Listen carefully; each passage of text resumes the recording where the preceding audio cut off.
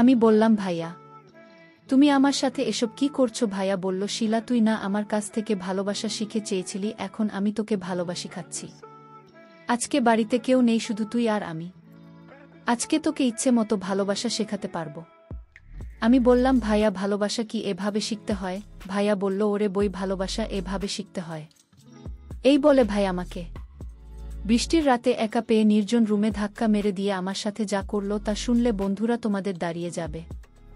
বন্ধুরা, আজকের গল্পটি খুব মজাদার হতে চলেছে। আশা করি গল্পটি শুনে তোমরা অনেক মজা পাবে। তাই তোমাদের নিকট আমার ছোট্ট একটি অনুরোধ, তোমরা দয়া করে আমার চ্যানেলটি সাবস্ক্রাইব করে আমাকে সাপোর্ট করো। আমার নাম শিলা। বর্তমানে আমার বয়স 21 বছর। বর্তমানে আমি একটি বিশ্ববিদ্যালয়ে MBA করছি।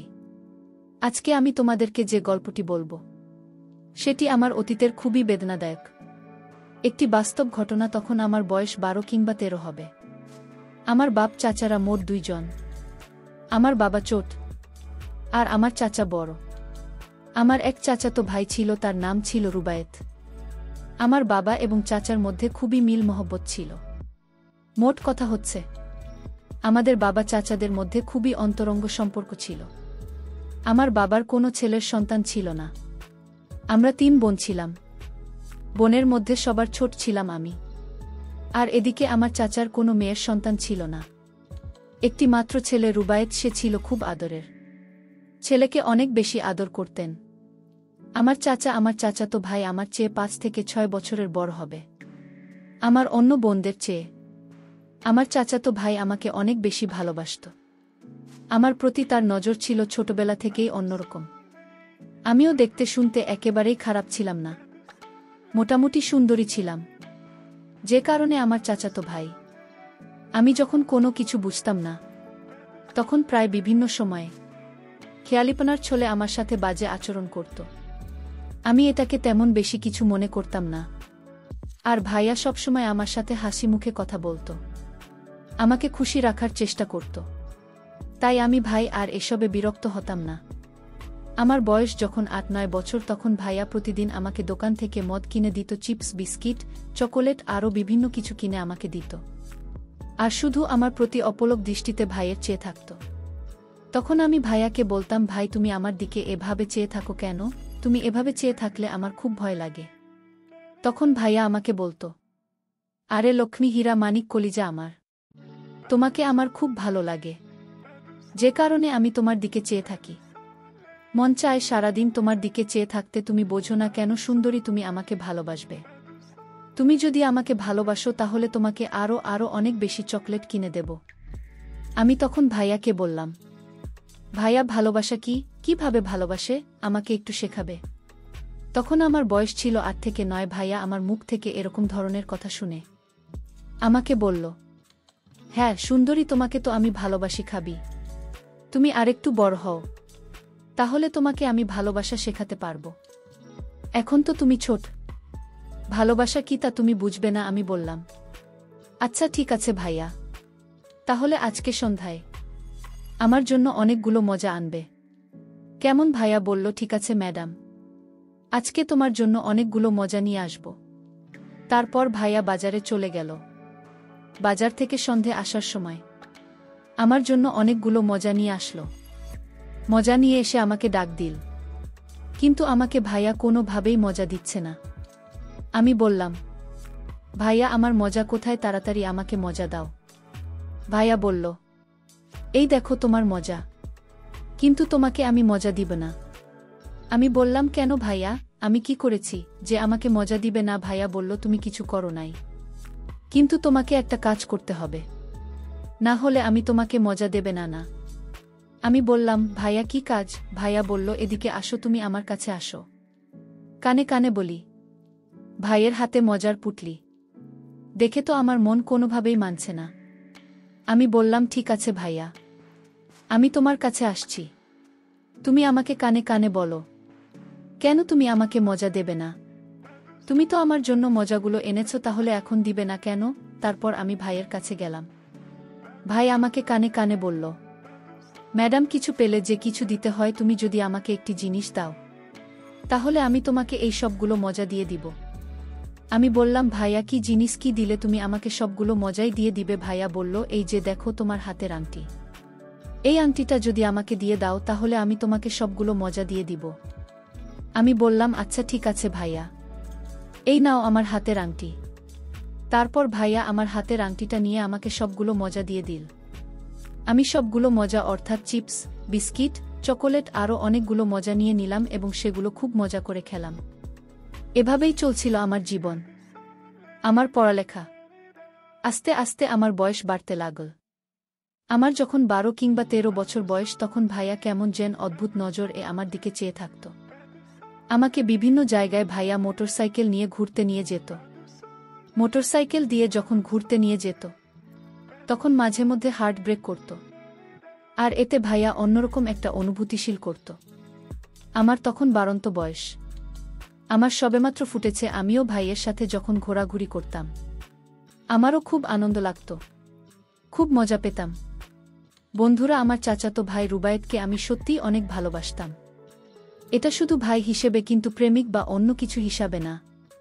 যেহেতু আমাদের কোনো ভাই ছিল না, আমার চাচার একমাত্র ছেলে মানে আমার আপন ভাইয়ের চাইতেও আরও অনেক বেশি ভালোবাসতাম তাকে।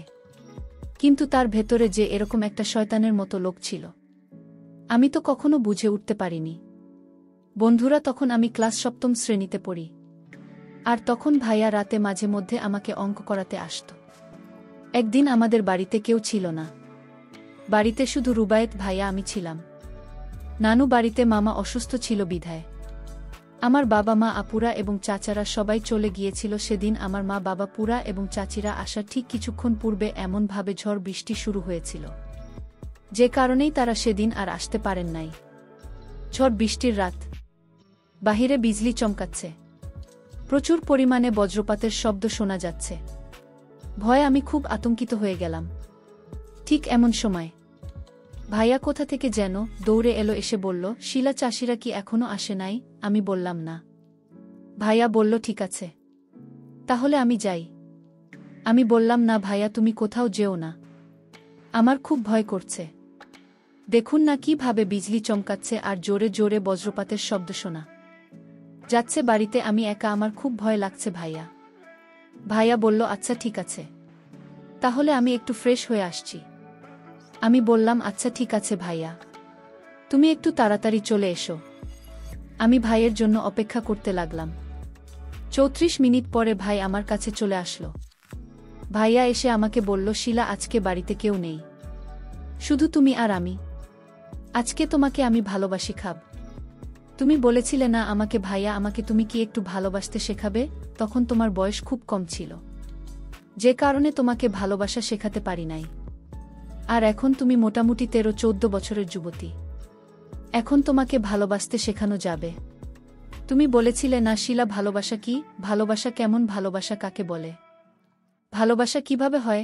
আজকে সারা রাত আমি তোমাকে সেই ভালোবাসার ক্লাস করাচ্ছিলাম। তুমি কি আমার সাথে ভালোবাসার ক্লাস করতে আগ্রহী? শিলা বলল, ভাইয়া, আমি তো তোমাকে অনেক দিন আগেই বলেছিলাম আমাকে একটু ভালোবাসা শেখায় না। আমার ভালোবাসা শিখতে খুবই শখ, খুবই আগ্রহী, কিন্তু তখন তো তুমি আমাকে শেখালে না, আর এখন বলছো তুমি আমাকে ভালোবাসতে শেখাবে। আচ্ছা ঠিক আছে ভাইয়া, আমি তোমার কাছ থেকে আজকে ভালোবাসা শিখব। ভাইয়া আমাকে বলল, শিলা, তোমাকে যদি ভালোবাসা শিখতে হয় তাহলে তোমাকে যে একটা কঠিন পরীক্ষা দিতে হবে। তুমি কি সেই পরীক্ষাটা আমার সঙ্গে দিতে পারবে? শিলা বলল, দেখ ভাই, আমি অবশ্যই দিতে পারব। তারপর ভাইয়ের পকেট থেকে মোবাইলটা বের করে বলল, শিলা, এই যে দেখো তোমার ভালোবাসা শেখার প্রথম ক্লাস, প্রথম পর্ব। তোমাকে আমার মোবাইলে একটি ভিডিও দেখতে হবে। এই ভিডিওটির মধ্যে ভালোবাসার সূচনা পর্ব আছে। তুমি কি দেখতে আগ্রহী? আমি বললাম, জি ভাইয়া, আমি দেখতে আগ্রহী, তুমি আমাকে দেখাও কিভাবে ভালোবাসার সূচনা পর্ব শুরু করতে হয়। তারপর ভাইয়ের মোবাইলে ভিডিওটা ওপেন করতে আমার চোখ গেল ভাই আর মোবাইলের স্ক্রিনের উপর। ভিডিওটা দেখার সাথে সাথে আমার গায়ের লোম একটা জারা মেরে উঠল, চোখগুলো বড় বড় হয়ে গেল এবং আমাকে মনে হলো যে আমার সমস্ত গায়ে বিদ্যুতের প্রবাহ বইছে, আর আমি কাঁদতে শুরু করলাম। আমি ভাইয়াকে বললাম, ভাই, আমার কেমন লাগছে? কেন আমার সারা গায়ে কাঁপুনি উঠছে কেন? ভাইয়া বলল, আরে শিলা ম্যাডাম, এটা ভালোবাসার প্রথম ক্লাস। ভালোবাসা শিখতে হলে প্রথম প্রথম এরকম শিক্ষা সবারই পেতে হয়। তখন ভাইয়া বলল, শিলা এই দেখো আর একটা নতুন ক্লাস, এটা দেখলে তোমার আরও ভালো লাগবে, একবারে পরিপূর্ণ ভালোবাসা শিখে ফেলতে পারবে। আমি খুব মনোযোগ সহকারে 10 মিনিটের একটা ভিডিও ভাইয়ের সামনে খুব ভালো করে দেখলাম। দেখার পর আমার কেমন জানি শুরু হয়ে গেল। আমি অনুভব করলাম আমার অবস্থা খুব খারাপ হয়ে যাচ্ছে। কোনো কিছু পাওয়ার আকাঙ্ক্ষায় আমি বিভোর হয়ে যাচ্ছি। তখন ভাইয়াকে আমি বললাম, ভাইয়া আমি একটু ওয়াশরুম থেকে আসি। ভাইয়া বলল, না না শিলা, ভালোবাসার শেখার সময় ওয়াশরুমে যাওয়া যায় না। আমি বুঝতে পারছি তোমার অনুভূতি, তুমি ভালোবাসার প্রথম পর্বের সবেমাত্র পা রেখেছ, একটু পরেই ভালোবাসার পূর্ণ রূপ দেখতে পারবে। তারপর ভাইয়া আমাকে আর একটা ইন্টারেস্টিং ভিডিও আমার চোখের সামনে তুলে ধরল। ভিডিওটি দেখে আমার অবস্থা আরও খারাপ হতে শুরু হলো। ভিডিওটিতে এমন দুটি যুগল এমনভাবে তাদের কৌশল প্রদর্শন করছে, তা দেখে আমার চোখে মুখে যেন আকাঙ্ক্ষার জোয়ার বয়ে যাচ্ছে। ভিডিওটি দেখার সময় ভাইয়া আর আমি একসাথে মিলে দেখেছিলাম, এক মোবাইলে দেখেছিলাম। একটি হেডফোনের একটি স্পিকার আমার কানে ছিল, আরেকটি স্পিকার ভাইয়ার কানে ছিল। ভিডিওটি দেখে আমি যখন ভিন্ন কিছু সুখের আশায় চাষ করেছিলাম, তখন ভাই আমার সাথে হঠাৎ করে আচমকা এক অদ্ভুত আচরণ করা শুরু করল। আমি ভাই আর এই আচরণ দেখে হতবাক হয়ে গেলাম, কিন্তু বাধা দেওয়ার কোনো ইমেজ পেলাম না। আমার কাছে মনে হয়েছিল আমি যেন ভিন্ন কোনো সুখের স্বর্গে ভাসছিলাম। তারপর হঠাৎ আমার যে হুঁশ ফিরে এলো, আমি দেখতে পেলাম ভাইয়া আমার সাথে খুব এলোপাতারি করছে। তারপর আমি ভাইকে বললাম, ভাইয়া তুমি আমার সাথে কি করছো? ভাইয়া বলল, শিলা তুই না আমার কাছ থেকে ভালোবাসা শিখেছি, এখন আমি তোকে ভালোবাসি খাচ্ছি। আমি বললাম, ভাইয়া ভালোবাসা কি এভাবে শিখতে হয়? ভাইয়া বলল, ওরে বই, ভালোবাসা এইভাবেই শিখতে হয়। এই বলে ভাই আমাকে বৃষ্টির রাতে একা পেয়ে নির্জন রুমে ধাক্কা মেরে ফেলে দিল। তারপর ভাইয়া এক ভয়ঙ্কর আচরণে মেতে উঠল। বন্ধুরা, ভাইয়া এরকম উষ্ণ আচরণে আস্তে আস্তে আমার অবস্থা আরও খারাপ হতে লাগল।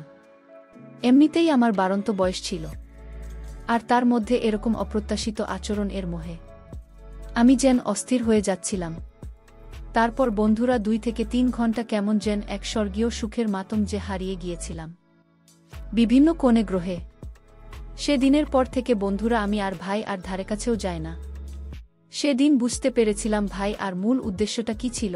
ভাইয়া কিভাবে আমাকে ভালোবাসা শেখানোর ছেলে আমার কত বড় ক্ষতি করে দিয়েছিল। সবকিছুর পরেও বন্ধুরা, এখন আমি একটা বিশ্ববিদ্যালয়ে পড়াশোনা করছি। চোখের মধ্যে অনেক স্বপ্ন, প্রতিষ্ঠিত হয় ভালো কিছু করব, কিন্তু তারপরেও আমাকে মাঝে মধ্যে অতীতের এই অপ্রত্যাশিত ঘটনাটি আমাকে দুমড়ে মুচড়ে ছাই করে ফেলে। পরিশেষে আমি তোমাদের কেবল বন্ধুরা, তোমাদের অথবা তোমাদের ছেলেমেয়েদের জীবনেও হয়তো এরকম ধরনের পরিস্থিতি ঘটতে পারে। তাই আমি তোমাদেরকে পরামর্শ দিব, সর্বদাই ছেলে মেয়েদেরকে নিজেদের হেফাজতে রাখবে, কারণ নিজের বাবা মা ছাড়া সন্তানের ভবিষ্যৎ সব জায়গায় প্রায় অনিশ্চিত। বন্ধুরা, আজকে এই পর্যন্তই, আবারও আসব তোমাদের মধ্যে নতুন কোনো গল্প নিয়ে। গল্পটি যদি তোমাদের ভালো লাগে তাহলে একটি লাইক দাও। প্রতিদিন আমি তোমাদেরকে এরকম ইন্টারেস্টিং মজার নতুন গল্প উপহার দিব।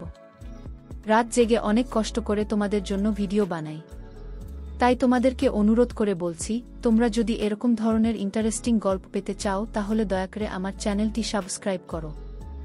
অবশেষে তোমাদের সকলের সুস্বাস্থ্য কামনা করি। ভিডিওটি দেখার জন্য তোমাদের সকলকে অসংখ্য ধন্যবাদ।